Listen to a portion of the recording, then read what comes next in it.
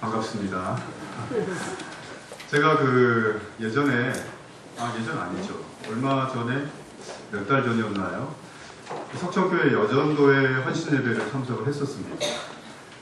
그때도 참 인상적이었는데, 오늘도 새삼 다시 한번 제가 느꼈는데, 이렇게 헌신하는 기관에 회원 호명을 하는데 이렇게 성경 암송을 내지는 이렇게 읽지 않습니까? 제가 가본 그 어떤 교회에서도 이런 모습은 본 적이 없고요. 제가 나중에 목회를 하면 한번 흉내를 내보고 싶은 너무 좋고요. 석천교회 제가 지난번에 예배를 드렸을 때 그 느낌은 석천교회는 참 이렇게 역동적인 교회다. 그런 느낌이 너무나 와닿았고요. 오늘도 또 느꼈던 것이 우리 사회자분의 인도에 따라서 사도신경을 하는데 소리가 얼마나 크던지 제가 깜짝 놀랐습니다. 또 청년들도 오늘 또 특성으로 하나님 앞에 영광을 돌릴 때 정말 제가 역시 들었던 특성 중에서 가장 큰 목소리가 아닌가. 네, 그렇습니다. 청년들 아마 우리 정 목사님이나 또 우리 각종 교육자님들, 또 우리 장로님들, 또 많은 성도님들의 기도 가운데, 양육 가운데 얼마나 멋진 모습과 성장이 있는지를 숙성하는 이 모습만 보고도 충분히 알겠고요. 아마 일당백의 역할을 하는 청년이가 될 줄로 믿습니다. 저는 오전 예배 때 소개를 했다고 들었습니다만 정 목사님이 얘기하는 삼총사 중에 정 목사님이 제일 잘생겼고 두 번째로 잘생긴 좀 수정을 해야 될 것 같습니다. 수정을 해야 됩니다. 저는 세 번째로 잘생겼습니다. 사실 우리 정 목사님이 1등으로 잘생겼고요. 창원에 있는 목사님이 두 번째로 잘생겼습니다. 제가 키만 좀 제일 큽니다. 여러분 저는 예전에 예수를 믿기 전에 음악을 참 좋아했습니다. 가요도 참 좋아했고요. 팝송도 발음은 좋지는 못했어도 이렇게 따라 부르는 거 듣는 거 참 좋아했습니다. 근데 예전에 그 가요 중에 물론 저뿐만 아니라 많은 분들이 좋아했습니다만 이런 가요가 있었습니다. 예배 중에 가요를 하면 좀 그렇습니다만 우리 만남은 우연이 아니야. 2007년도인가요? 지금으로부터 8년 전에 노사연 씨가 부른 만남이라고 하는 그런 곡인데요. 그 멜로디도 물론 우리에게 친숙한 멜로디였지만 아마도 저를 비롯한 많은 분들이 좋아했던 이유는 가사 때문이 아닐까 그런 생각을 해봅니다. 살면서 저가 짧은 인생을 살았지만 만남이라고 하는 것은 너무나도 중요한 것 같습니다. 오늘 청년연합회 헌신예배인데 강사로 어떻게 제가 섰습니다. 오늘 청년들과 저와의 만남이 그런 귀한 만남이 되기를 소원합니다. 또 석천교회 성도님들과 오늘 저와의 만남이 또 귀한 만남이 되기를 소원합니다. 제가 30여 년 전에 읽었었던 책들 가운데서 삼국지라고 하는 그런 책을 참 좋아했었는데 그 책에 보면 여러 내용 가운데 도원결이라고 하는 그런 내용이 나옵니다.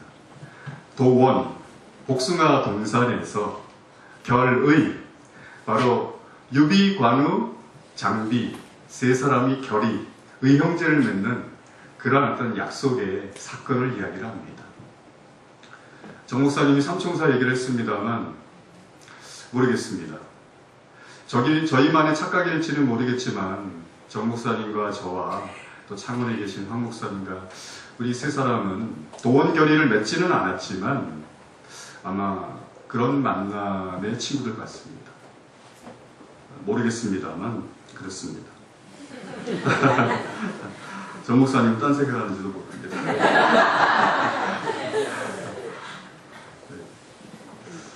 여러분에게도 그러한 귀한 만남의 사람들이 있습니까?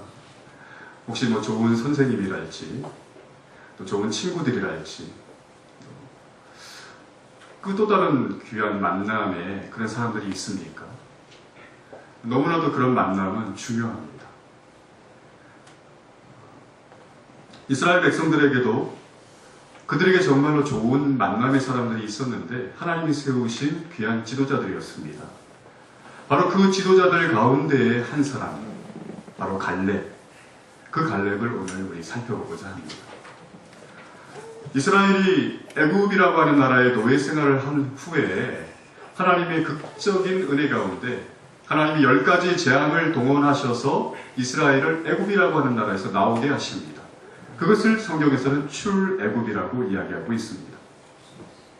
바로 이 출애굽 후에 이스라엘 백성들은 하나님의 은혜 가운데 젖과 꿀이 흐르는 가나안 땅을 들어가서 수많은 전쟁 가운데 1차 정복 전쟁을 성공적으로 마치게 됩니다.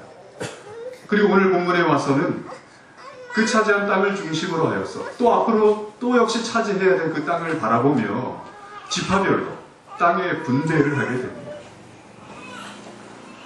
바로 그 분배를 할 때 각 지파별로 대표들을 뽑아 세우게 되는데 첫 번째로 제비뽑기를 하게 될 그 대표는 바로 유다 지파의 갈렙이었습니다. 그가 여호수아 앞에, 당시 이스라엘 지도자였던 여호수아 앞에 제비뽑기를 하기 위해서 서 있는 순간입니다.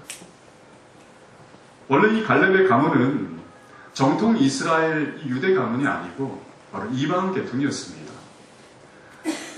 이스라엘이 애굽이라고 하는 나라의 노예 생활을 할 당시에 이스라엘뿐만 아니라 수많은 나라의 수많은 민족의 사람들이 포로 생활을 하고 있었습니다. 그런데 그들 가운데 이스라엘이 애굽을 나오기 전에 바로 이스라엘에 편입된 그런 무리들이 있었습니다. 역시 동일한 하나님을 신앙했던 그런 그룹들이 있었던 겁니다. 바로 갈렙은, 그의 가문은 바로 그러한 가문 출신이었습니다.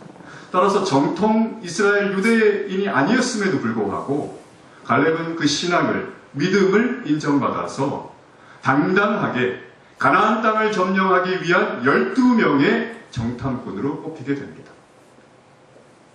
그리고 그는 그 정탐에 중차대한 임무를 성공적으로 수행하였습니다. 그리고 이제 본문에 이르러서 갈렙은 어느덧 나이 많은 노인이 되고 말았습니다. 그러나 그럼에도 불구하고 우리에게 놀라운 도전을 주는 청년 갈렙, 청년과 같았던 갈렙, 바로 그에 대해서 우리가 지금부터 본문을 중심으로 살펴볼 때에 성령의 충만한 은혜가 임하기를 주의 이름으로 축원합니다. 청년과 같은 갈렙, 첫 번째로 그는 하나님의 약속을 믿었습니다. 본문 6절 후반절에서 갈렙은 여호수아에게 이렇게 말합니다. 여호와께서 모세에게 이루신 일을 당신이 아시는 바라. 여기서 얘기했던 이루신 일이라고 하는 것, 이것은 바로 애굽을 나오게 되는 그 출애굽 이후에 가데스 바네아라고 하는 곳에서 12명의 정탐꾼을 보냈던 그 사건과 연관된 일이었습니다. 그 사건 당시에 오늘 본문 8절에 보게 되면 이스라엘은 12명의 정탐꾼을 보내게 되는데 그중 10명의 정탐꾼은 바로 그들이 정탐을 한 결과 그들이 보았던 가나안 거민들은 너무나도 장대한 거부의 사람들이었고 그에 비한 이스라엘 백성들은 메뚜기와도 같이 너무 나약한 존재였다 이 말입니다. 보잘것없어 보이는 그런 존재였다 이 말입니다. 그뿐만 아니라 그들을 어찌해서든지 물리치고 가나안 땅을 취해야만 되는 이스라엘 백성들인데 그들이 준비해둔 그 성곽은 너무나도 견고했다 이 말입니다. 결코 쉽게 무너뜨릴 수 없었던 그런 성곽이었다는 겁니다. 그러니 이것은 아무리 보아도 계란으로 바위치기와도 같은 무모한 전쟁일 수 있겠다라고 하는, 자칫 잘못하면 우리가 모두 몰살할 수도 있겠다라고 하는 그런 결론의 정탐의 보고를 하였던 겁니다. 이 말을 들은 이스라엘 백성들은 오늘 성경에 말하는 것처럼 그들의 간담이 서늘해졌습니다. 그들의 간담이 녹여짐으로 말미암아 두려움에 떨게 되었습니다. 이게 아닌가 보구나. 하나님이 분명 우리에게 젖과 꿀이 흐르는 가나안 땅을 주시겠다고 약속하셨는데 그 약속을 붙잡고 우리가 이까지 나와왔는데 바로 이제 그 땅을 취하기에 앞서서 절망스러운 그런 보고이구나. 우리는 다시 회군을 해야 되는가 하는 그런 생각을 하게 되었던 겁니다. 우리가 이까지 오게 되는 동안에 얼마나 수많은 수고를 하였고 얼마나 많은 희생이 있었는데 지금 이제 하나님이 주신 그 약속이 우리 앞에서 사라져버리는 것인가, 이러한 마음을 품었습니다. 그러나 본문 7절에 보게 되면 갈렙은 지금의 지도자 여호수아, 당시 함께 정탐했던 이 여호수아와 함께 다른 보고를 하였습니다. 분명 그들은 10명의 정탐꾼의 보고들과 동일하게 그들이 보았던 것 분명한 현실적인 문제였지만 그럼에도 불구하고 이 땅은 우리가 취할 수 있다라는 겁니다. 그러한 성실함, 우리 성경에서 성실하게라고 하는 표현을 써놨습니다. 이런 하나님 보시기에 성실하다 이겁니다. 사람들이 보았을 때는 이상한 보고일 수 있습니다. 다수의 보고와는 다른 그런 소수의 이상한 보고일 수도 있었습니다. 그러나 하나님 보시기에는 지극히 성실한 보고였습니다. 진실한 보고였습니다. 하나님은 이런 보고를 한 여호수아와 갈렙에게 당시 애국을 나왔었던 출애굽 세대 가운데 20세 이상의 이스라엘 백성들 가운데 유일하게 젖과 꿀이 흐르는 가나안 땅을 들어갈 수 있는 그런 영광을 허락하셨습니다. 그 외 모든 사람들은 그 땅을 꿈에도 그리던 약속의 땅을 들어가지 못한다고 하는 그런 놀라운 그런 말씀을 하셨던 겁니다. 그런데 그때 당시 지도자 모세는 갈렙에게 한 가지 약속을 하게 됩니다. 오늘 본문 9절을 보게 되면 모세가 맹세하여 가로되 내가 나의 하나님 여호와를 온전히 쫓았은즉 내 발로 밟는 땅은 영영이 너와 내 자손의 기업이 되리라는 축복의 약속이었습니다. 여러분, 하나님을 신뢰치 않았었던 20세 이상의 모든 이스라엘 백성들 10명의 정탐꾼뿐만 아니라 그 정탐꾼들의 보고를 듣는 순간에 간담이 노가짐으로 말미암아서 아우성을 쳤었던 모세를 원망하고 하나님을 원망하고 이상한 보고를 하는 여호수아와 갈렙을 비웃었던 그 1세대 20세 이상의 백성들에게는 모두 젖과 꿀이 흐르는 약속의 땅을 받지 못하는 그러한 비참한 그러한 결과를 주신 반면에 갈렙에게는 특별히 가나안 땅에서 그가 받을 기업에 대한 약속이 그때 모세를 통해 주어졌던 것입니다. 여러분, 그리고 그 약속이라고 하는 것은 분명 모세가 갈렙에게 한 말이지만은 사람이 한 약속이 아니었습니다. 그것은 바로 모세를 통한 하나님의 약속이셨습니다. 모세는 하나님의 종으로서 하나님의 일을 대신 전하는 그러한 이었습니다. 그가 이스라엘 백성을 향해서 축복과 저주와 용서의 그런 기타 등등의 모든 말을 할 때에 그 모든 말들은 모세의 개인적인 그런 감정이나 모세 개인의 어떤 생각이 아닌 바로 하나님의 생각을, 하나님의 뜻을 대신 전하는 그러한 내용들이었던 겁니다. 여러분, 하나님이 세우신 주의 종들, 하나님이 기름 부으신 자들에게는 그러한 하나님의 은혜가 임하십니다. 여러분, 담임 목사님을 통하여서 주일 강단을 통하여서 시시때때로 주의 말씀을 받을 때 여러분은 그 말씀을 받는 그 순간에 그 말씀을 목사님의 말씀으로 받아서는 안 됩니다. 오늘 헌신하시는 우리 청년들도 강사로 지금 서 있는 제가 지금 드리는 그런 말씀을 저의 말로 들어서는 안 됩니다. 이것은 하나님이 주의 종을 통해서 주시는 말씀임을 확신하셔야 됩니다. 그러한 이에게 이 약속의 말씀이 실현이 되는 것입니다. 갈렙은 그 하나님의 약속의 말씀을 믿었습니다. 그것이 중요합니다. 여러분, 저는 삼형제 중에 차남으로 태어났습니다. 누구 생각이 안 나십니까? 정 목사님 같으면 사실 여러분 보셔도 아시겠습니다만 사실 성격이 다릅니다.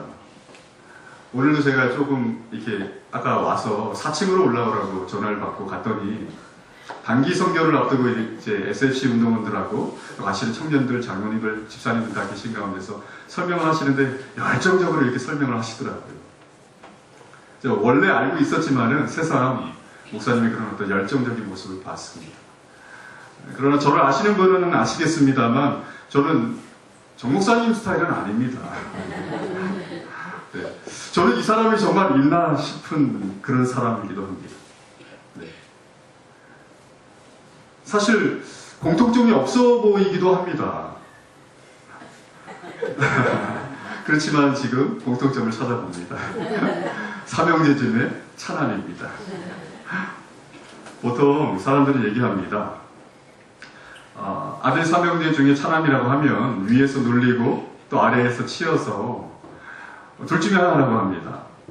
그런 결과로 인해서 삐뚤어져 나가든지 반항하러 나가든지 아니면은 위아래를 서로 조율을 잘하는 중재 역할을 잘하는 그러한 존재가 된다라고 그런 배려심을 배운다라고 얘기를 합니다. 아마도 저하고 정 목사님은 다행스럽게도 후자가 아닐까 네, 그런 생각을 해봅니다. 그런 차남으로 자랐던 저는요, 저희 어머님이 권사님이신데 이렇게 참 우리 석천교회 권사님들도 다 그러시겠습니다만 세 아들을 두고 기도를 참 많이 하셨습니다.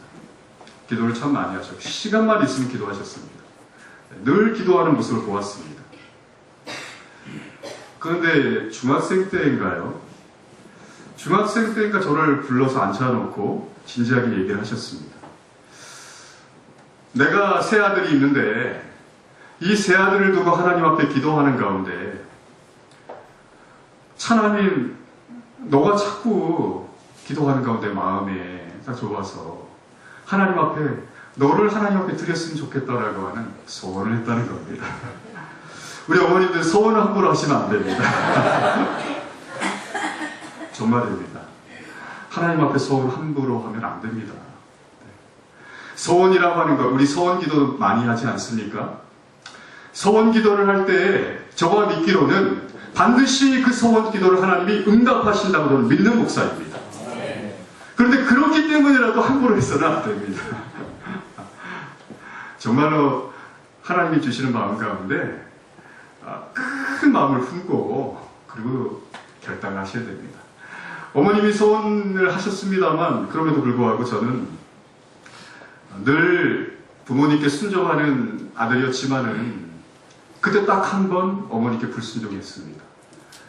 어머님 저는 아무리 생각해도 목사님이 되는 것은 저에게 맞지 않다고 생각을 합니다. 어린 나이에 생각할 때 제가 생각할 때 목사님은 정말로 다른 그런 정치, 경제, 사회 그런 분야에 있는 지도자들과는 다르게 정말로 많은 사람들을 정말 진정으로 구원의 길로 인도해야 될 막중한 책임을 가지고 있는 분인데 아무나 목사님이 되어서는 절대로 안 된다고 생각합니다. 때때로 신문이나 방송 등의 매스컴을 통해서 어떠한 목사님이 어찌어찌 했다 하는 그런 뉴스를 볼 때마다 더더군다나 그렇게 느꼈습니다. 저는 정말로 아무리 생각해도 제목이 아닌 것 같습니다. 그때부터 제가 처음 어머니께 거절을 하고 그 뒤로 어머님이 아무 말씀 안 하셨다가 시간만 되면 저한테 자꾸 얘기를 합니다. 그럴 수밖에 없습니다. 저를 소원하셨으니까요. 네. 소원을 지켜야 되는 거거든요. 계속 얘기합니다. 고3이 되었습니다. 저 나름대로 진로를 잡고 있었습니다. 그런데도 어머님이 또 얘기하시는 겁니다. 신학을 했으면 좋겠다는 겁니다. 또 거절을 했습니다. 대학을 졸업하고 직장생활을 하였습니다. 멀쩡하게 직장생활 잘하고 있었습니다. 그런데도 어머님이 또 얘기를 하시는 겁니다. 그만두고 신학을 했으면 좋겠다는 겁니다.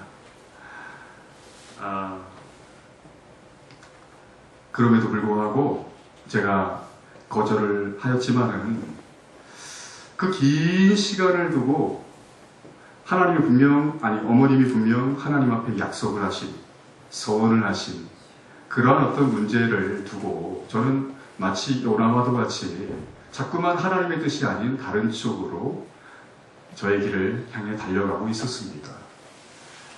절대로 고집을 포기하지 아니하는, 저 고집 없어 보이지 않습니까?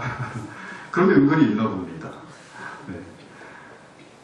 그랬던 저를 제가 뭐 일일이 또 다 설명할 수는 없습니다만 정말 하나님께서 하셨다라고 밖에는 할 수 없는 그런 저만의 그런 체험이 있었고요. 그리고 하나님이 나서시자 저가 두 손을 들 수밖에 없었습니다. 저가 사랑하는 단 한 번도 순종치 않은 적이 없었던 그런 저희 어머니이시지만은 이 문제만큼은 제가 불순종하였는데 하나님이 나셨었을 때 그땐 저는 두 손을 들 수밖에 없었습니다. 그리고 제가 목사의 길을 가게 되었습니다. 제가 왜 이런 장황한 저희 개인의 이야기를 드렸냐면요.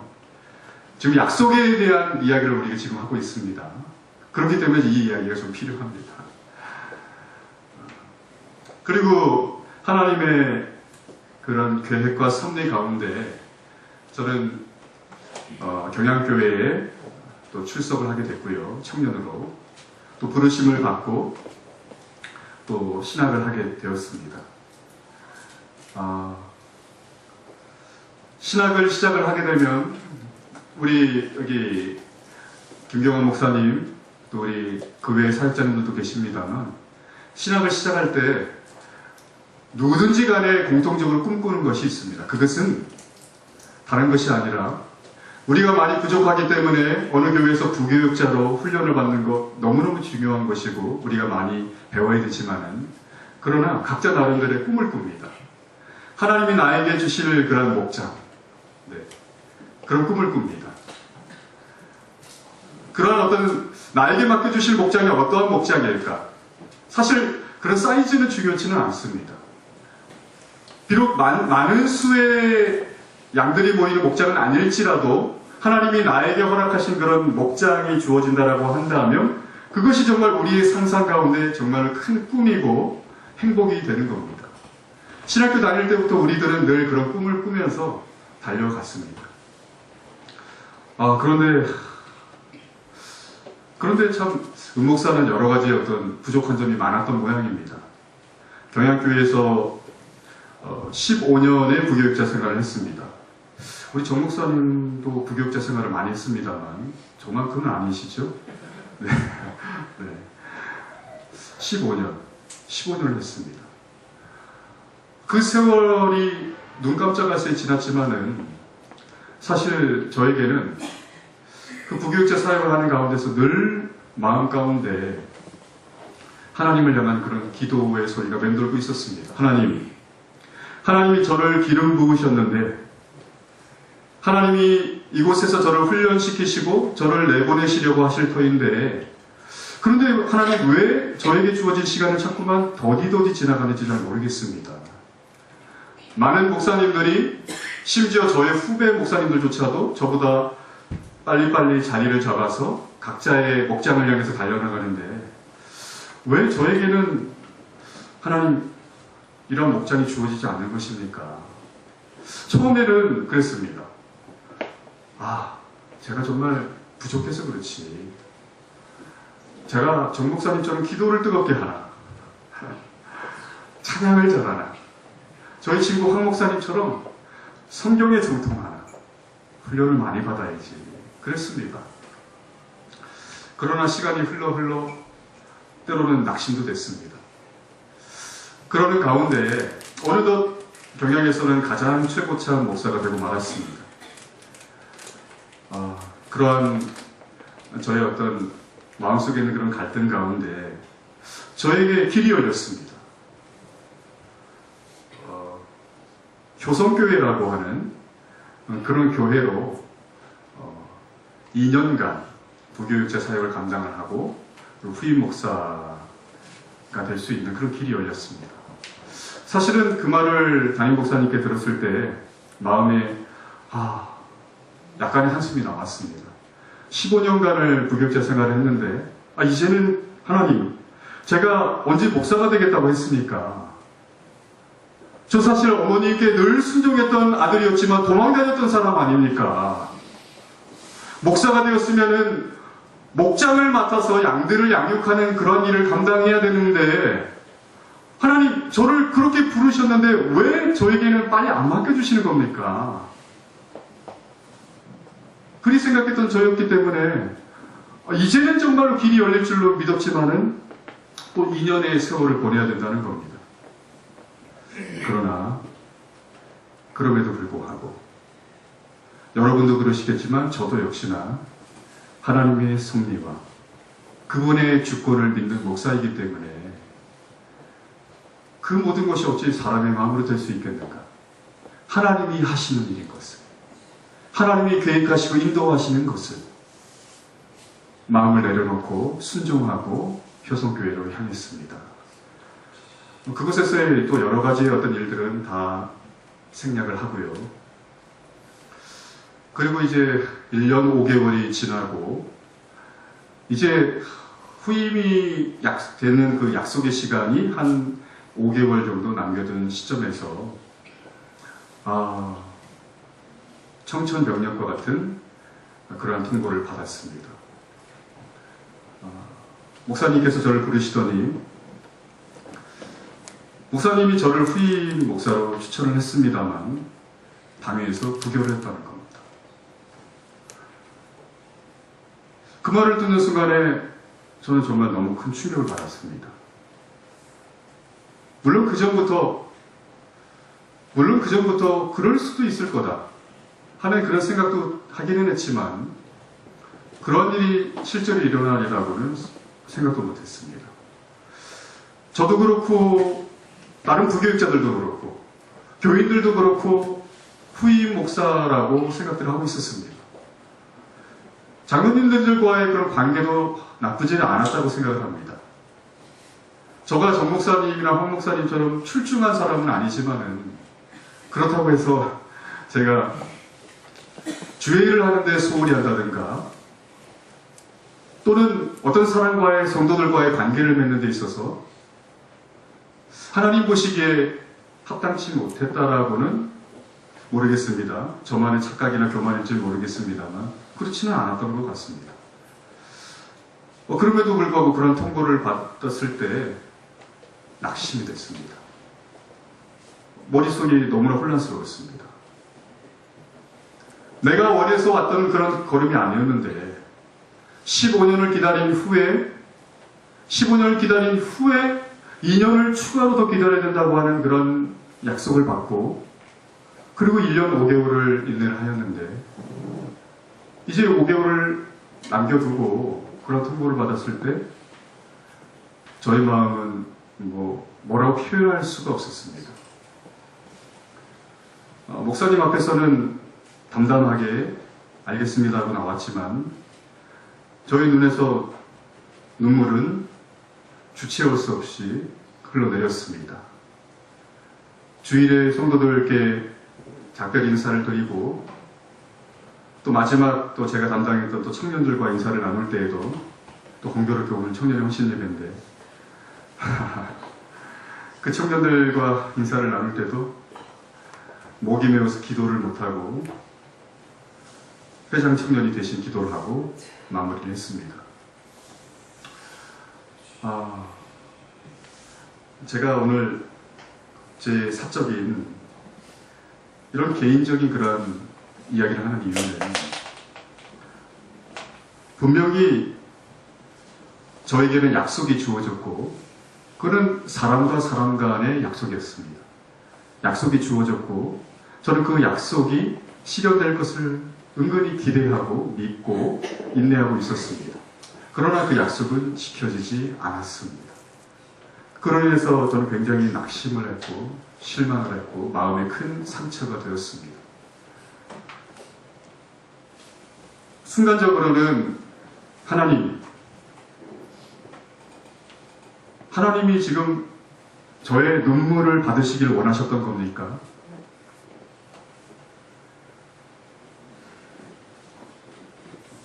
여러분, 우리 이 교단의 사태 알지 않습니까?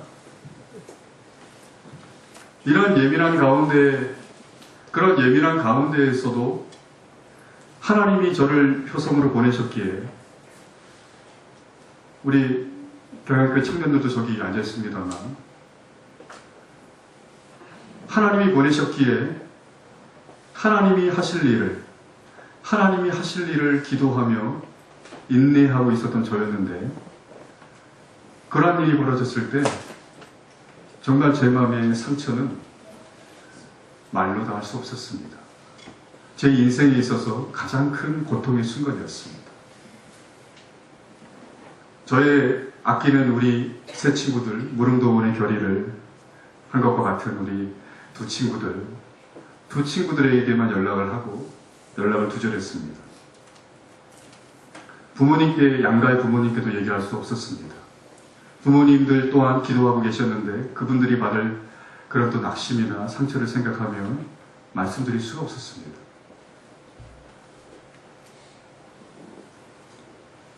그런 가운데 저를 다시금 일으켜 세워준 것은 바로 하나님의 약속입니다. 네. 여러분, 사람의 약속은요, 인생을 많이 사신 우리 어르신들 잘 아시겠지만 정말 사람의 약속은 언제든지 깨어질 수 있는 겁니다. 사실은 그 사람의 약속을 믿었던 자신이 잘못된 마음을 품고 있는 것 뿐입니다. 그러나 여러분, 하나님의 약속은 절대로 변함이 없습니다. 네. 여러분, 창세기 12장에서 내가 너로 큰 민족을 이루고 라는 그런 말씀을 하나님께서 아브라함에게 말씀하십니다.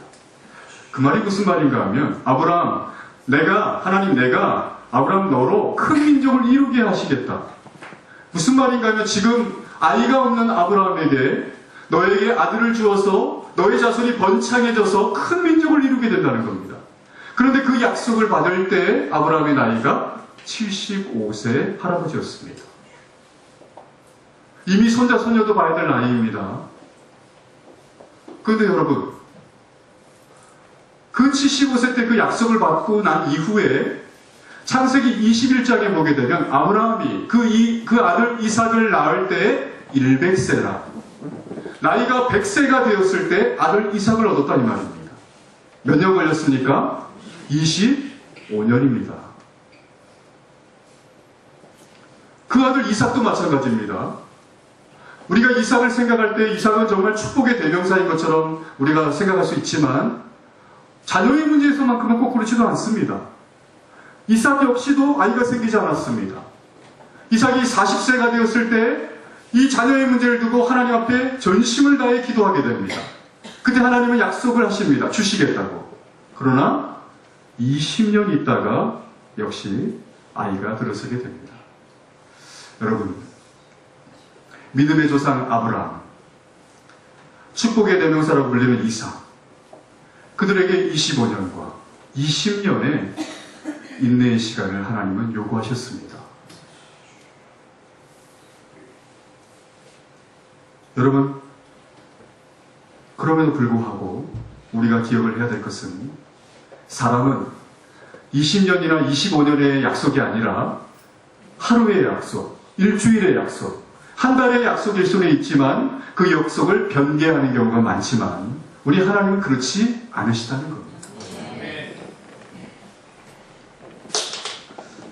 아마 여러분 중에도 하나님 앞에 기도하는 가운데 각자 하나님 앞에 말씀을 통하여서 또 받으신 그런 나름대로의 약속들이 있을 수 있을 겁니다. 내 아이를 두고, 내 미래를 두고, 비전을 두고, 꿈을 두고 기도하던 모든 이들에게 하나님이 각자에게 주신 그런 어떤 약속들이 있을 수 있을 겁니다. 여러분, 그런데 그 약속이 이루어지기를 간절히 소망할 것인데 그 시간이 더디 지나갈 수도 있습니다. 그러나 그럼에도 불구하고 여러분은 반드시 그 약속이 이루어지는 것을 믿어야만 합니다. 네. 하나님은 반드시 그 약속을 지키십니다. 베드로는 베드로후서 3장 9절에서 이런 말을 했습니다. 주의 약속은 더딘 이에 어떤 이에 더디다고 생각하는 것처럼 더딘 것이 아니고 오직 너희를 대하여 오래 참으사 아무도 멸망치 않게 각자의 그런 모든 죄를 회개하게 이르기를 원하신다라고 하였습니다. 여러분, 우리에게는 각자 개인에게 주어진 그런 하나님의 약속이 있고 우리 모두에게 주어진 공통적인 약속이 하나 있습니다. 그 공통적인 약속은 잘 알다시피 우리 영적인 젖과 꿀이 흐르는 가나안 땅, 저 천성, 저 천국을 향해서 우리가 나아가게 되는 그런 축복의 약속입니다.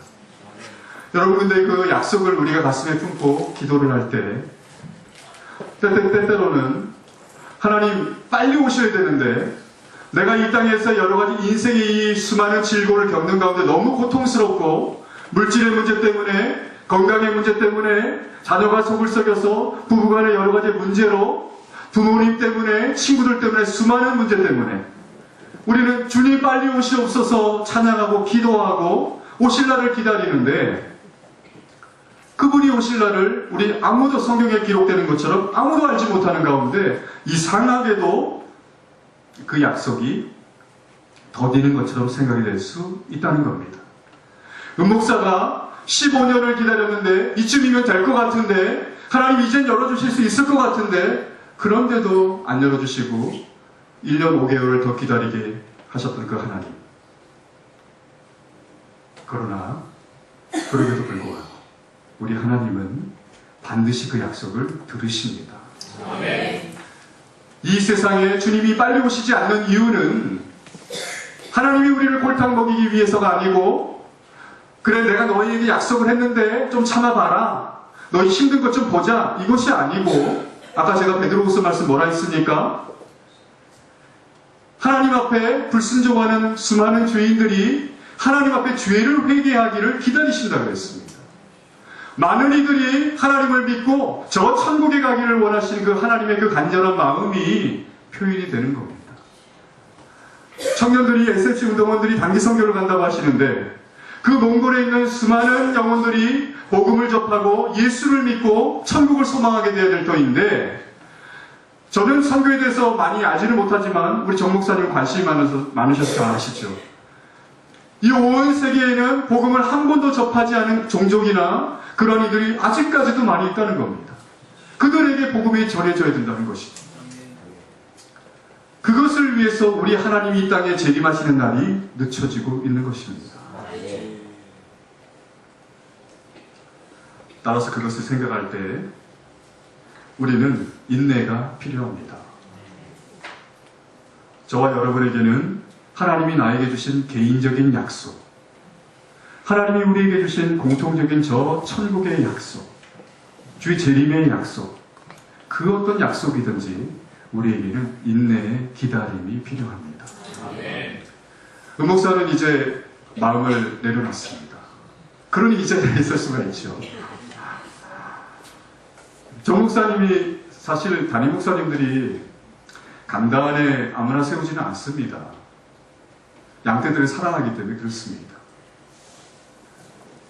아무리 부족한 것처럼 보여도 이 양들을 정말 사랑하는 그런 사랑을 하고 있는 내가 준비를 하는 것과 다른 강사분들을 뭐 이렇게 과소평가해서가 아니라 그분들은 이 양들을 잘 모르니 그 강사님들이 이 양들을 위해 준비하는 것과 다를 수가 있습니다.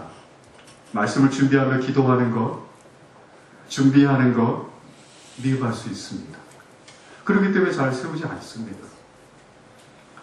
그래서 제가 정 목사님께 제안을 받고 이 강단에 서는 것, 한편으로는 우리 세 친구가 서로 우리 나중에 목회를 하게 되면 각자의 강단에 한번 가서 힘을 주자 얘기도 했지만 그러한 꿈이 이루어진 것에 대한 감사함도 있었지만 또 한편으로는 저가 이러한 일을 겪고 마음에 상처가 있는 가운데 강단에 선다고 하는 것이 사실은 주초만 하더라도 많이 힘들었습니다. 그렇지만 정 목사님도 조금 걱정이 되셨을지도 모르겠습니다. 그러나 공교롭게도 하나님이 저에게 주신 이 말씀이 하나님의 약속에 관련된 말씀인데, 이 말씀을 준비하는 가운데 수도 없이 저를 향한 그런 하나님의 메시지를 자꾸만 저는 찾을 수밖에 없었습니다. 목사,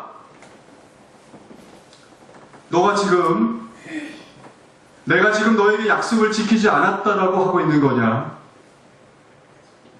내가 너를 기름 부었음에도 불구하고 너에게 목장을 맡기지 않는다라고 얘기를 하는 거냐? 너가 정말로 아브라함이 그랬던 것처럼, 이삭이 그랬던 것처럼 너가 그런 기다림의 인내의 시간을 다 끝을 맺은 것이냐?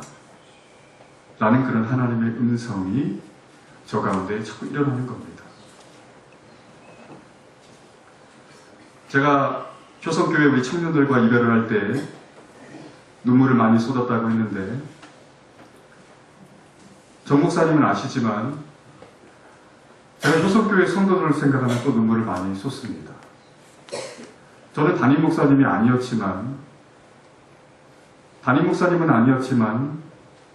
제 나름대로 후임 목사에 대한 그런 기대 때문에 그랬었는지, 착각 때문에 그랬었는지, 단순한 부교육자로서 성도들을 대하는 그런 마음이 아니라 정말 그 성도들이 믿음 생활 잘해야 되는데 자꾸만 새벽 예배를 잘 못 드린다거나 건강이 좋지 못한다거나 그런 모습을 보게 됐을 때 담임 목사님만큼은 아니었을지 모르겠으나 저 마음이 많이 안타까웠고, 우리 청년들을 생각할 때 우리 석천 청년들도 마찬가지겠지만 젊은이들이 가지고 있는 수많은 그런 고민들이 있습니다. 우리 대학생 우리 청년들이 있을 것인데 전공 관련된, 어학 관련된 자격증을 따느라 끙끙끙 대고 있고, 다 준비를 했는데도 취업이 안 되고, 결혼을 하려고 하는데도 정말 좋은 직장에, 좋은 가정에 다 갖춰져 있는 것 같은데도 결혼의 문이 열리지 않고, 또 여러 가지 어떤 가정사의 문제 때문에 눈물 흘리는 청년들을 보고 그 청년들과 함께 기도하고 지냈던 그 세월이 저로 하여금 어느덧 알게 모르게 그들을 향한 저만의 그런 어떤 짝사랑이 이렇게 싹트게 만들었던 모양입니다. 그러니 저를 향한 그런 하나님의 음성을 제가 듣는 순간에 제가 어떤 마음을 품었는가 하면, 하나님, 그렇군요. 하나님의 약속은 아직 이루어지지 않은 거죠. 제가 지금 하나님 앞에 그렇게 얘기할 상황이 아닌 것이죠. 제가 효성교회에서 있었던 그 시간도 처음에는 인간적으로 너무 실망했고 담임 목사님께 너무 섭섭했는데 생각해보니 그게 아니었군요. 목사님 밑에서 내가 배운 것도 많이 있었고 정말로 부교육자로서 사실 느끼지 못하는 그런 친밀한 성도 간의 그런 어떤 보이지 않는 교감도 느꼈기에 지금도 제가 그 성도들을 생각하면 가슴이 아픈 거 아닙니까?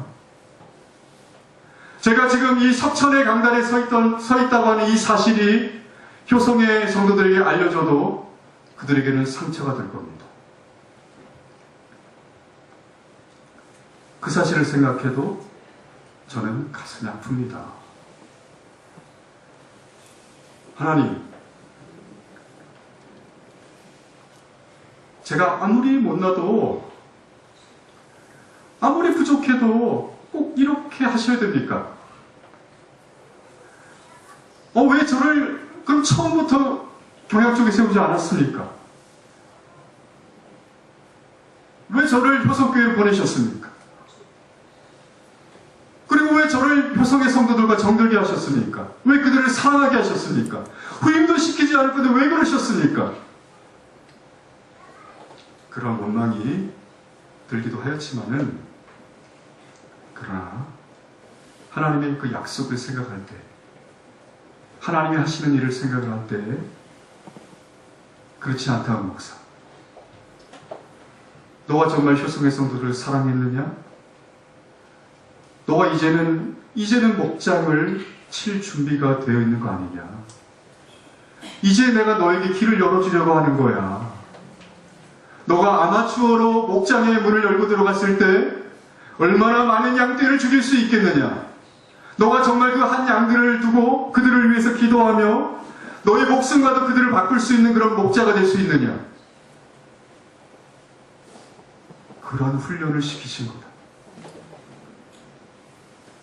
그것이 요즘 들어서 저를 향한 그런 하나님의 음성입니다. 그러기에 제가 오늘 이 강단에 설 수 있었습니다. 여러분, 우리 오늘 헌신하시는 청년들, 여러분에게 주어지는 그 하나님의 약속 반드시 이루어집니다.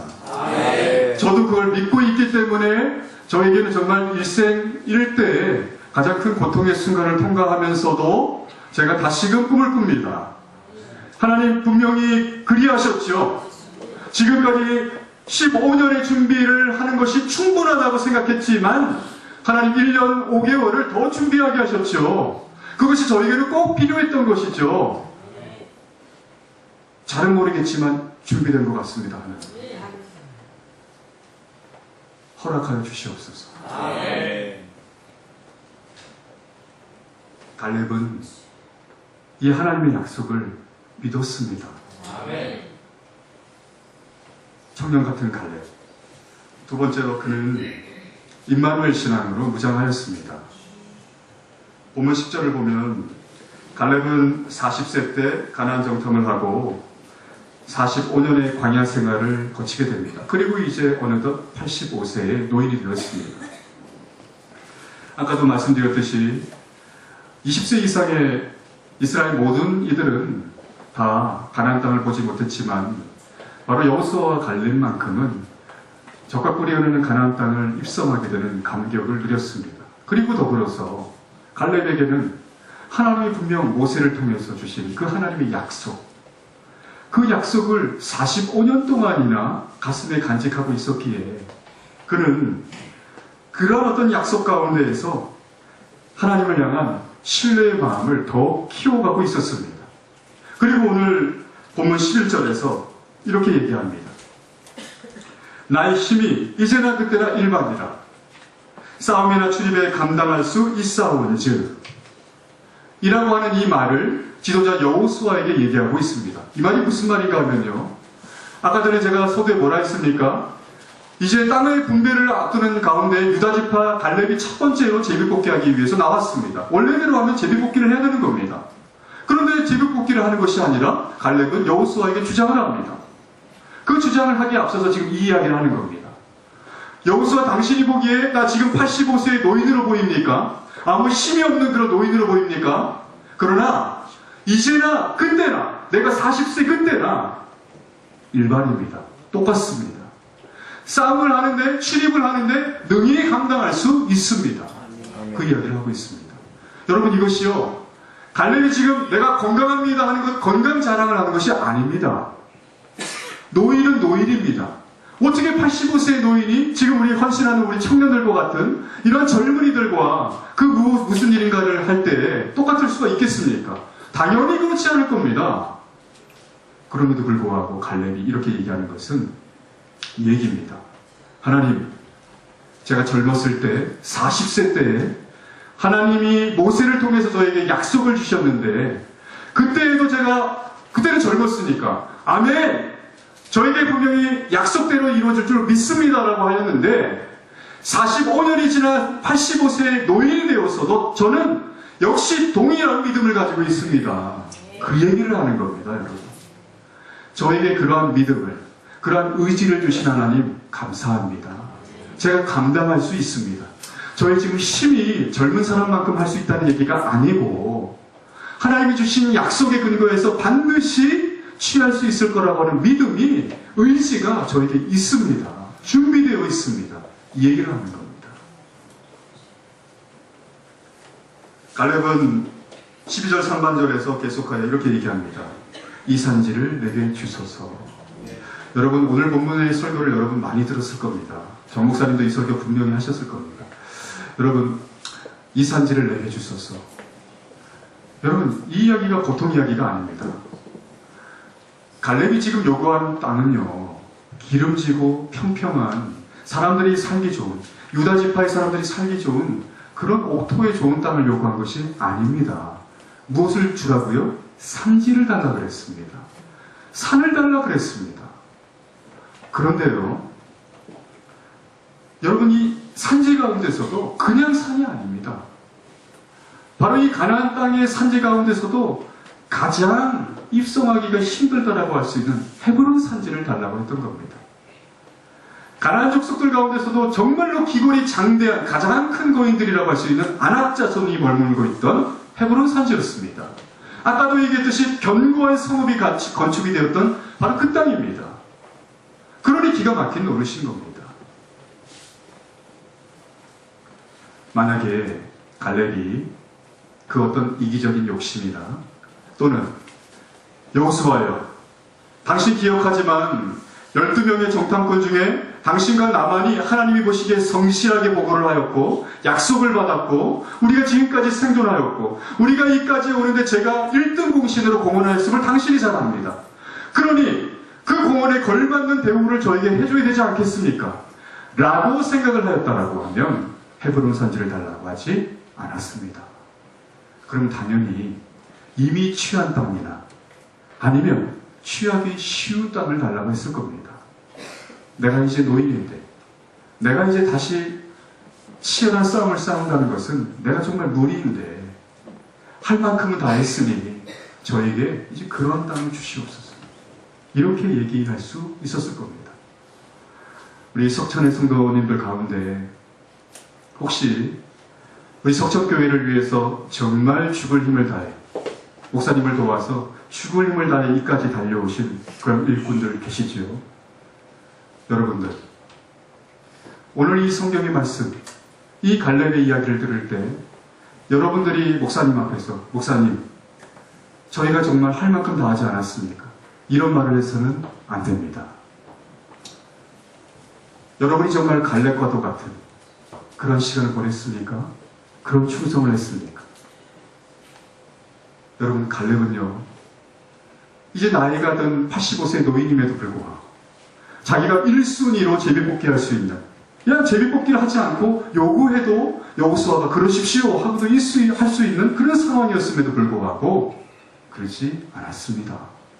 자신의 기득권 내세우지 않았습니다. 이기적인 욕심 차리지 않았습니다. 오히려 다른 지파 사람들은 다른 지파의 대표자가 가장 후순위로 뽑을 법한 헤브론 산지를 달라고 했다, 이 말입니다. 여러분, 갈렙이 어떤 배짱으로 이런 요구를 할 수 있었겠습니까? 인간적으로 보았을 때는 갈렙은 좀 정신이 어떻게 된 건지도 모릅니다. 그 말을 듣는 순간에 유다 지파의 사람들은 탄식을 했을지 모릅니다. 이 어르신이 어떻게 된 건가? 이 어르신이 괜히 유다 지파에 대표로 나갔나 보네. 그렇게 생각했을지도 모릅니다. 다른 지파의 사람들은 이게 어떻게 된 건가? 이분이 나섰으니 이제 가장 알짜배기 땅은 먼저 나갈 줄 알았는데 당연히 그렇게 될 줄로 생각했는데 이게 어떻게 된 건가? 생각했을지 모릅니다. 그러나 여러분, 갈렙이 그러한 요구를 한 데에는 이유가 있습니다. 오늘 성경 12절 하반절에 그 답이 있습니다. 뭐라고 했습니까? 한번 같이 한번 읽어보겠습니다. 12절 하반절입니다. 여호와께서 혹시 나와 함께 하시면 내가 필경 그들을 쫓아내리이다. 이겁니다, 여러분. 지금 갈렙이 무모한 그런 요구를 하는 것이 아닙니다. 내가 할 수 있습니다. 우리 유다 지파가 할 수 있습니다. 이 얘기를 하는 게 아닙니다. 하나님이 우리와 함께 하시면 할 수 있습니다. 하나님이 우리에게 약속을 하시지 않았습니까? 하나님이 우리에게 너가 딱 밟는 그 땅은 영영이 너와 내 자손에게 주리라고 하나님께서 약속하지 않았습니까? 헤브론 산지에 아무리 아낙 자손들이 있고 아무리 견고한 성읍이 있다 할지라도 우리가 밟으면 주신다고 하신 하나님의 약속 가운데 주시는 게 맞는 거 아닙니까? 우리가 당연히 승리하는 거 아닙니까? 이 얘기입니다, 여러분. 이 얘기입니다.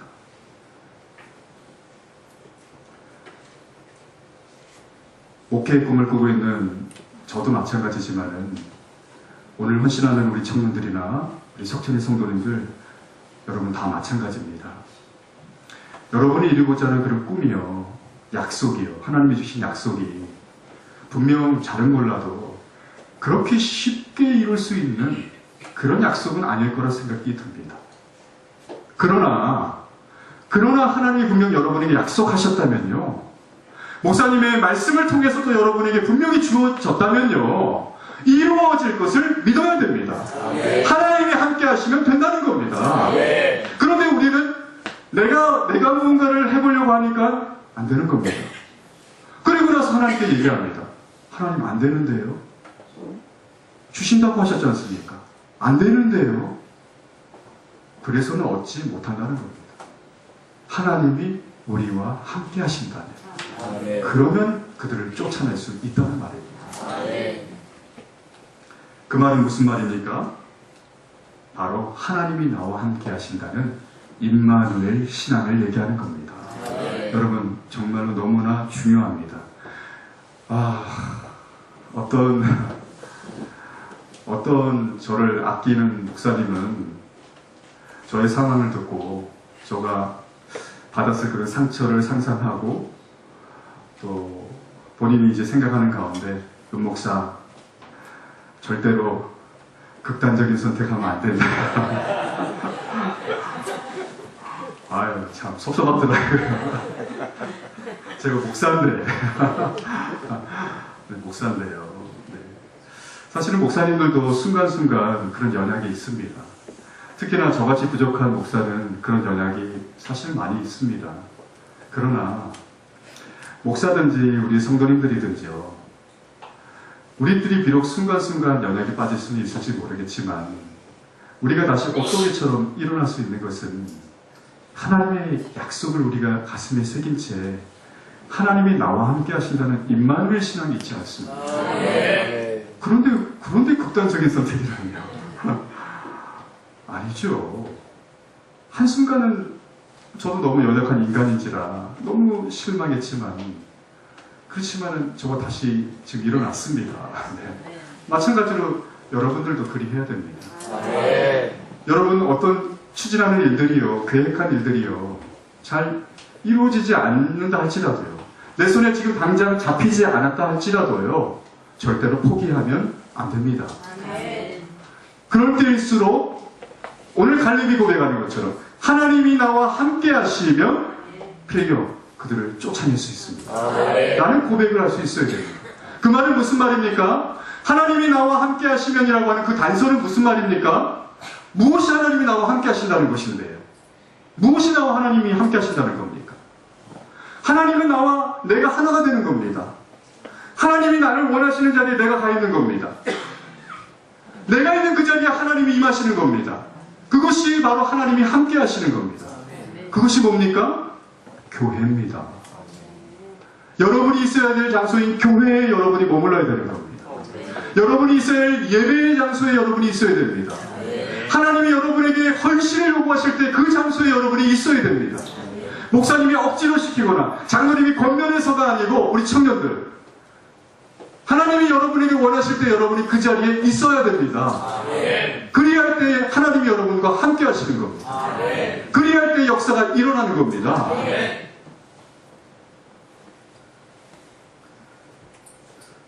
여러분, 갈렙뿐만 아니라 우리가 존경하는 다윗 역시도 이러한 고백을 가지고 있었습니다. 알다시피 우리 다윗은요, 골리앗이라고 하는 엄청난 거인을 무너뜨리지 않았습니까? 이걸 세상 사람들도 다 하는 얘기입니다. 다윗과 골리앗의 얘기는요, 정말로 말도 안 되는 것 같은데 너무나 극적인 스토리거든요. 어떻게 그 어린 아이가 그 장대한 거인을 넘어뜨릴 수 있느냐 이 말입니다. 그런데요, 다윗은 그것을 고백을 할 때 중요한 말을 합니다. 세상 사람들은 어떻게 그런 일이, 그렇게만 생각을 하지만 다윗의 이 고백에 그들은 주의하지 않습니다. 사무엘상 17장에서 다윗은 이런 고백을 합니다. 전쟁은 여호와께 속한 것인즉 그가 너희를 우리 손에 붙이시리라. 여러분, 상식적으로 생각해 보시기 바랍니다. 전쟁이라고 하는 것은 여러 가지 군사 훈련이 되어 있는 군사들이 좋은 그런 무기를 가지고 좋은 전력 가운데 함께 붙었을 때 이길 수 있는 것이, 객관적인 그런 전력의 우세함을 가지고 있는 팀이 이기는 것이 당연한 그런 전쟁의 원리입니다. 전투의 결과인 겁니다. 그런데 지금 다윗이 얘기하는 고백은 그게 아니다니까 합니다. 내가 지금 골리앗보다 싸움을 잘해서가 아니고, 골리앗보다 내가 좋은 무기를 가지고 있어서가 아니고, 전쟁이 하나님에게 속해 있기 때문에, 하나님께 속해 있다는 것은 누구의 손을 들어줄 건지는 하나님이 정한다 이겁니다. 그렇기 때문에 분명 하나님이 나의 손을 들어줄 것을 나는 믿고 있기 때문에, 그러니 분명 저들을, 골리앗을 비롯한 저들을 우리에게 하나님이 붙이시리라. 그러면 우리가 이길 수 있을 거다. 이런 임마누엘의 신앙이 역시 다윗에게도 있었던 겁니다.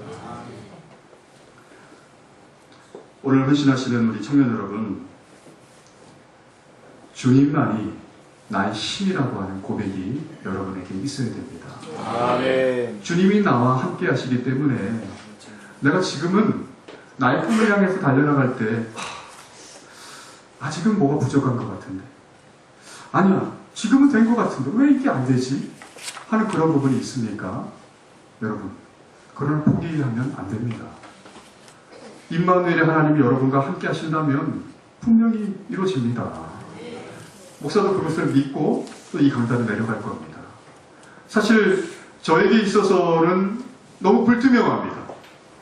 주변에 있는 지인들은요, 목사 좀 참지 그랬어. 너 왜 대책 없이 그만둔 거야? 아니 아무리 통보를 받았다고 할지라도, 후임이 되지 못한다고 하는 통보를 받았다 할지라도 너의 두 딸을 생각해야지, 사모님을 생각해야지. 너 어떻게 먹고 살려고 그러는 건데, 너 그럼 벌어놓은 게 있는 거야? 목사님들이 벌어놓은 게 어디 있습니까? 다 헌금을 하고 뭐 남은 것으로 생활비하고, 그것이 한 달 한 달 그렇게 살아가는 것이 목사님들의 모습이지요. 주변에서는 그런 걱정을 합니다.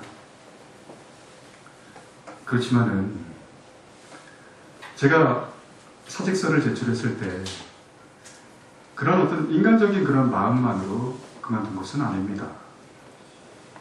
그 순간에 정말 마음이 많이 상했지만, 너무 섭섭했지만, 또 한편에는 아직 제 마음의 상처가 아직 아물기 전이었지만은 한편에는 임마누엘의 하나님이 저의 한 자리를 차지하고 있었습니다.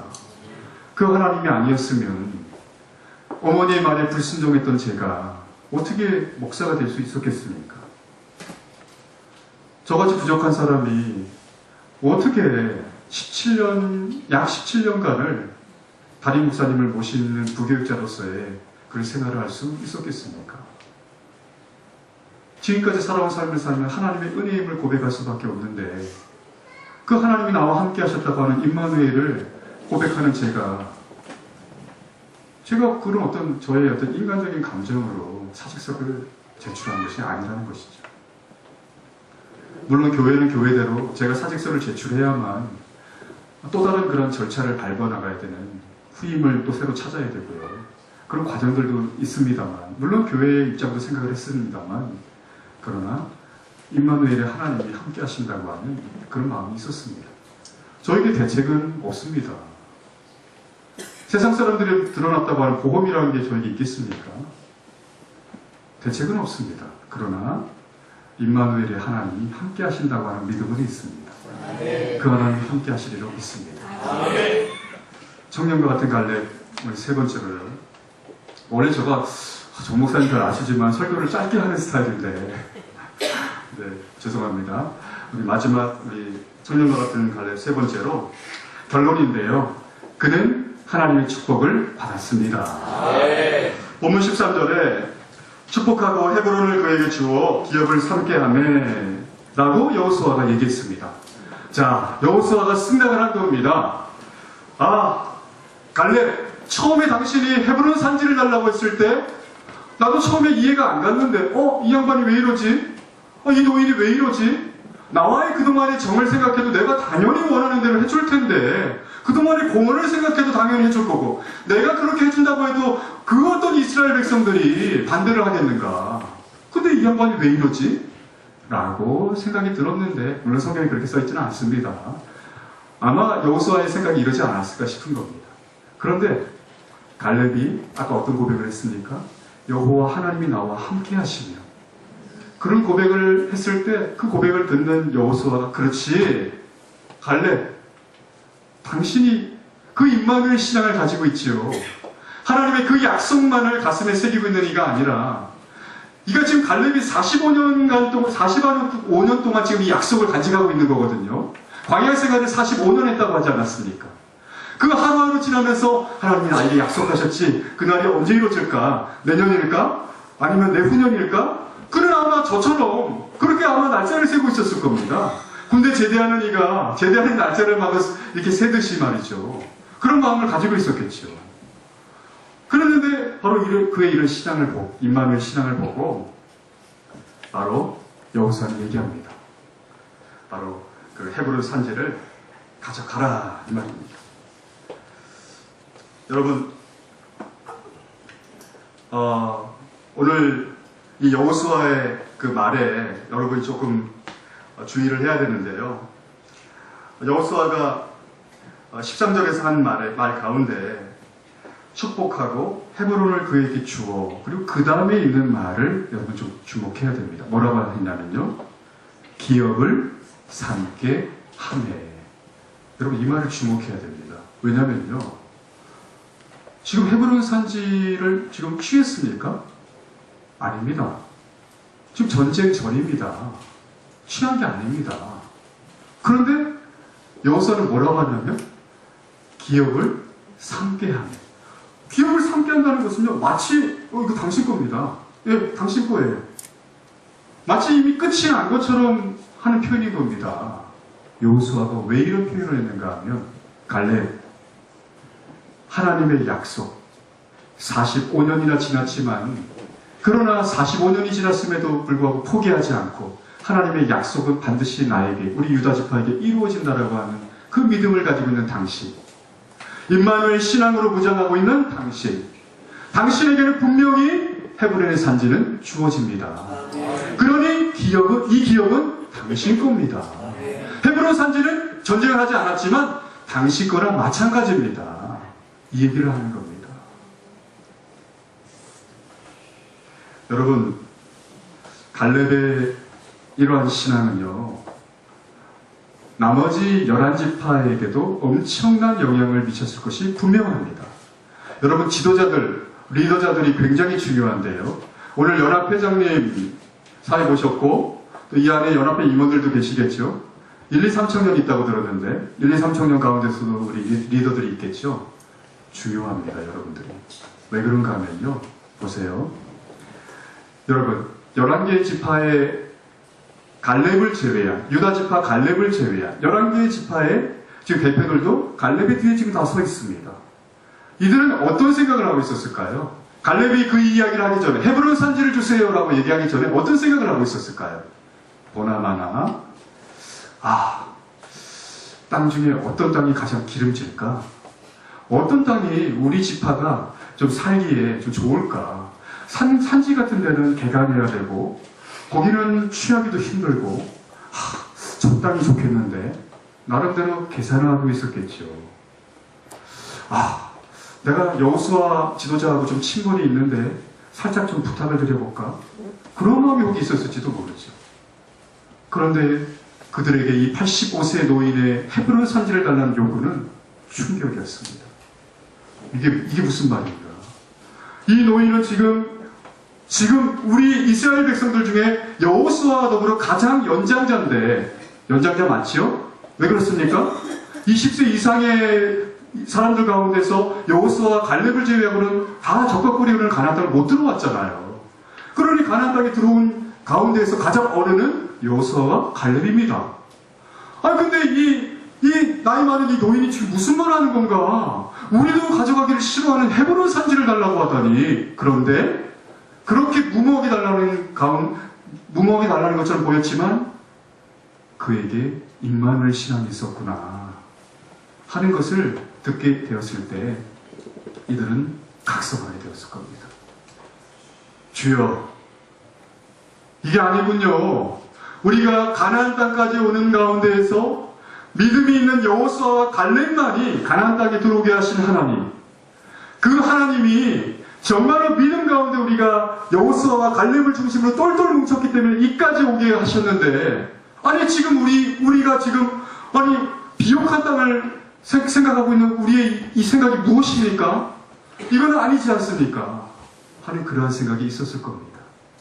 갈렙의 헤브론 산지를 달라고 하는 요구는요, 11개 지파의 대표들과 온 이스라엘 백성들에게 엄청난 영향을 미쳤습니다. 그렇지, 헤브론 산지, 안압자손, 견고한 성읍, 그게 문제가 아니지. 나에게 있는 현실적인 문제가 아니지. 하나님이 나와 함께 하신다면, 임마누엘 하신다면 반드시 취할 수 있지. 이러한 신앙이 급속도로 이스라엘 가운데 퍼졌을 겁니다. 제가 왜 이것을 확신하는가 하면요, 오늘 성경에서 말합니다. 15절에 보면 그 땅에 전쟁이 그쳤더라. 여러분, 제 생각이 아닙니다. 오늘 성경이 얘기해주고 있는 말입니다. 여러분, 그 땅에 전쟁이 그쳤다고 하는 것은요, 가나안 족속들이 아무도 없어가지고 티격태격 이렇게 싸우는 전쟁이 조금 더 하나도 없이 그냥 뭐 다 무혈 입성을 했다, 이 말이 아닙니다. 그 말이 아닙니다. 갈렙으로 인해서 온 이스라엘 백성들이 하나님의 약속, 임마누엘 신앙으로 무장을 하게 되었을 때 이 헤브론 산지 안악자손들 뿐만 아니라 그 외의 모든 가나안 족속들도 결코 이스라엘의 적수가 되지 못했다는 말입니다. 그들을 물리치기 위해서 이스라엘이 협력하여서 저들을 물리치기 위해서 끙끙끙끙대는 그런 일이 없었다는 말입니다. 분명히 그들에게 맡겨진 기업을 얻기 위해서 전쟁이 있었을 겁니다. 분명히 전쟁은 있었지만 임마누엘 하나님이 함께 하신다는 믿음을 가지고 있을 때 모든 지파가 그 기업들을 다 취할 수 있었다는 겁니다. 하나님이 그들과 함께 하셨다 이 말입니다. 그들에게 축복이 임했다 이 말입니다. 그 땅에 전쟁이 그쳤다는 말은 그 말을 하는 겁니다. 하나님은 우리에게 주어진, 이 땅에서 주어진 수많은 전쟁 가운데에서 당신이 주시겠다고 하는 그 약속을 가슴에 새기고 있느니 25년이 지나도 20년이 지나도 45년이 지나도 그 약속을 잊지 않고 하나님의 말씀을 가슴에 새기고 있느니 하나님이 나와 함께 하시면 분명히 그 약속이 이루어진다고 하는 확신을 가지고 있느니 그에게 반드시 주어진다. 아멘. 이 말을 오늘 본문에서는 이야기하고 있는 겁니다. 아멘. 오늘 헌신하는 청년 회원 및 성도 여러분, 밤이 되면 거지가 되는 그런 꿈을 꾸면서 너무나도 고통스러운 삶을 살아가는 그런 황제가 있었습니다. 그는 오전 오후로 황제입니다. 그가 말만 하면 누구든지 순종하고요. 그가 원하기만 하면 세상 그 어떤 것이든지 다 갖다 줍니다. 정말 그렇게 권세를 누리는 황제인데요, 밤만 되면 고통인 겁니다. 거지가 되는 꿈을 꿔서 아무것도 못하는 겁니다. 많은 사람들한테 구박을 받고요. 내가 할 수 있는 일이 아무것도 없는 겁니다. 그러니 밤이 올 것이 너무 무섭습니다. 그러니 이 사람은요, 사실 24시간의 시간을 두고 보면 오전 오후의 시간이 길지 않습니까? 잠자는 시간은 3분의 1 정도밖에 되지 않지 않습니까?